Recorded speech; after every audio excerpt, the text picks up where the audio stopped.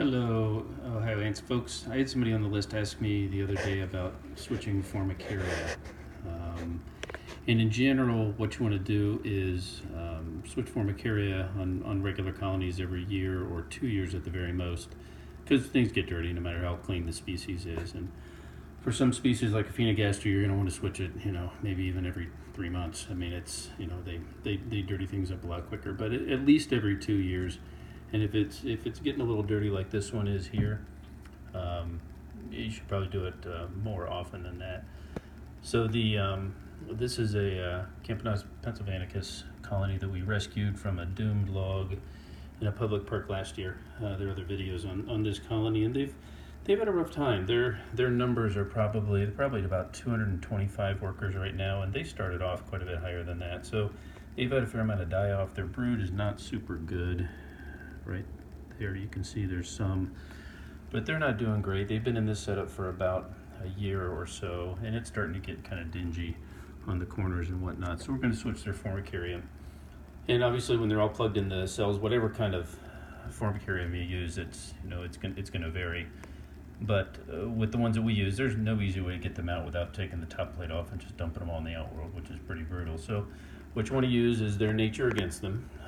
They like warmth, they like dark, and they like moisture. So what you do is set up a moist, dark, warm area for them to move into, and then you take away the darkness, you put light on them, you dry out the nest, and you take away the heat from where they are currently. And that's what I've done in this setup right here. Underneath the towel is a normal setup, and I can't really show you because I can't pick up the Formicaria because they're pretty close, but there's another one underneath there, a brand new clean one, and there's a little T-tube connected, and the one underneath looks like all the other ones we have.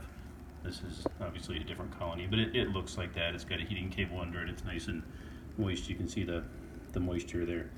So it looks like this one underneath. I just am not going to move everything because they're tightly connected, as you see. So they have a choice underneath that's warm and dark and moist. And up here there is light and no heating cable, so it's cooler and more exposed. And then I've let this dry out for I haven't watered this nest for probably 3 weeks, and you can see I can take my thumb and put a dent in that. So it is bone dry, and I've even taken the cover off of it so it dries up more quickly. So this nest is bone dry, it's in the light, and it's definitely cool. So they will move eventually.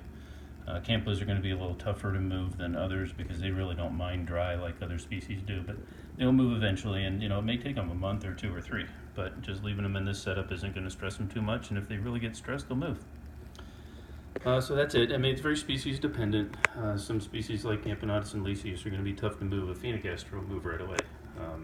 If we did this setup for an Aphenogaster colony, they may move in an hour because they're very nomadic in nature. But these pens don't mind it dry, and so they may sit there for quite a while. You can see they have drones in there and whatnot.